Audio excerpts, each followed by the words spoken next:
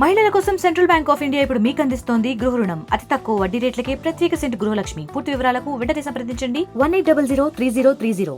Andhra Pradesh staff nurses struggle committee state కోఆర్డినేటర్గా సులోచనని ఈ రోజున నేను మాట్లాడుతున్నానండి.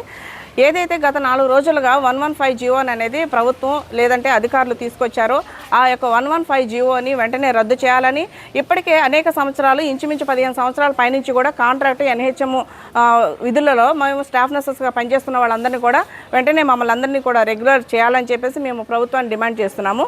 అయితే ఈ 115 జీవో అనేది ఏదైతే ఉందో దాని గురించి ఈ రోజున మేము తెలియజేయాలనుకుంటున్నామండి. గత ప్రభుత్వం వైసీపీ ప్రభుత్వం గ్రామ సచివాలయం చెప్పేసి ఒక వ్యవస్థను తీసుకొచ్చి అప్పటికే ఏఎన్ఎంలుగా పనిచేస్తున్నటువంటి వారిని అధిక మొత్తంలో, అంటే సచివాలయాల కన్నా మించి అధిక మొత్తంలో వాళ్ళని తీసుకోవడం ద్వారా వాళ్ళని ఎక్కడ వాళ్ళని కుదించాలో తెలియక వారికి గత ప్రభుత్వమే అదనంగా వాళ్ళకి ఖర్చు పెట్టి వాళ్ళకి శిక్షణ ఇచ్చి 18 నెలలు స్టాఫ్ నర్సు అంటే ఏఎన్ఎంగా ఉన్న వారికి జిఎన్ఎంగా శిక్షణ ఇచ్చి ఈ రోజున వారికి రెగ్యులర్ స్టాఫ్ నర్సెస్గా నియామకాలు చేపట్టడానికి ఈ యొక్క 115 జీవోన్ అనేది ఈ రోజున ప్రభుత్వం తీసుకుంది. కాబట్టి దీన్ని మేము నిరసిస్తూ, దీనివల్ల ఏంటంటే ఇప్పటికే మేము కాంట్రాక్ట్లో ఉండి ఏ ప్రభుత్వం వచ్చినా సరే మమ్మల్ని గుర్తిస్తుంది, మా సర్వీస్ని మా వయసుని గుర్తించి మమ్మల్ని రెగ్యులర్ చేయకపోతుందా అని మేము ఎదురు చూస్తున్న తరుణంలో ఇది మాకు అన్యాయం చేసేటువంటి యొక్క 115 జీవోని మేము వెంటనే రద్దు చేయాలని, ఇప్పటికే కాంట్రాక్ట్లో ఎన్హెచ్ఎంలో ఉన్న స్టాఫ్ నర్సెస్ అందరినీ కూడా రెగ్యులర్ చేయాలని చెప్పేసి మేము అడుగుతున్నామండి. ఎందుకంటే ఏఎన్ఎం అంటే ఎవరు, జిఎన్ఎం అంటే ఎవరు కూడా తెలియని పరిస్థితుల్లో ఈ రోజున ఇటువంటి జీవోలు తీసుకొచ్చి మా యొక్క బ్రతుకుల్ని, మా యొక్క ఉద్యోగ భద్రత లేకుండా మాకు అన్యాయం చేసేటువంటి పరిస్థితిలో ఉంది. కాబట్టి ఈ రోజున మేము శాంతియుతంగా నిరసన తెలియజేస్తూ మాకు జరుగుతున్న అన్యాయాన్ని ప్రభుత్వాన్ని తెలియజేస్తున్నాము. ఏంటంటే కూటమి ప్రభుత్వం మాకు న్యాయం చేస్తుందన్న ఒక నమ్మకంతో ఈ రోజున మేము, ఎందుకంటే ప్రజారోగ్య పరిరక్షణలో బాధ్యతగా కూడా మేము ఉన్నాం కాబట్టి ఎటువంటి అంటే విధులకి విరుద్ధం లేకుండా, విధులకి ఎటువంటి ఆటంకం లేకుండా ప్రజలకి మేము సేవ చేయాలి కాబట్టి మేము శాంతియుతంగా నిరసన అనేది మాకు జరుగుతున్న అన్యాయాన్ని ప్రభుత్వానికి తెలియజేస్తున్నాము.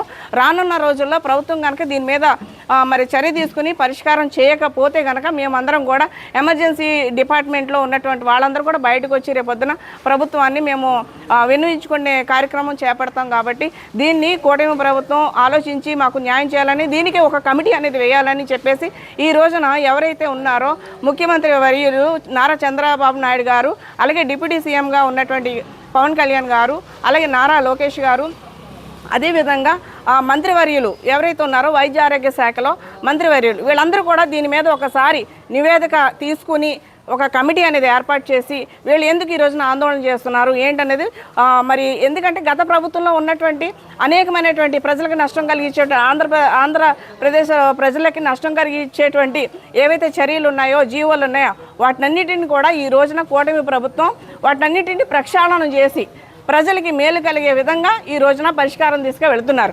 మరొక పక్కన ఇప్పుడు ముంపు వచ్చి వరదలు వచ్చి ఉంటే మేము బయటికి రావడం అనేది సరైన పద్ధతి కాదని, మేము శాంతియుతంగా మాత్రమే మాకు జరుగుతున్న అన్యాయాన్ని మేము ప్రభుత్వానికి, యంత్రాంగానికి మేము తెలియజేసుకుంటా ఉన్నాము. కాబట్టి మంత్రులారా, అలాగే ముఖ్యమంత్రిగా ఉన్నటువంటి చంద్రబాబు నాయుడు గారు ఈ రోజున మీరు ముంపు ప్రాంతాల్లో ఉన్న ప్రజలకి ఏ విధంగా అయితే మీరు సహాయ సహకారాలు అందించి మొత్తం మంత్రివర్గం కానివ్వండి అందరూ కూడా వెళ్ళి చేస్తున్నారు. అలాగే ఈ రోజున కాంట్రాక్ట్ స్టాఫ్ నర్సులుగా ఉన్న మేము ఈ యొక్క 115 జీవో ద్వారా మాకు కూడా ఒక ముంపు అనేది వచ్చింది. కాబట్టి బాధితులుగా ఉన్నటువంటి మాకు మీరు కూడా న్యాయం చేయాలని చెప్పేసి మేము విజ్ఞప్తి చేసుకుంటున్నాం. మరిన్ని వీడియోస్ కోసం ఛానల్ ని సబ్స్క్రైబ్ చేయండి, లేటెస్ట్ అప్డేట్స్ కోసం వాట్సాప్ ఛానల్ ని ఫాలో చేయండి, అండ్ లింక్ డిస్క్రిప్షన్ లో ఉంది.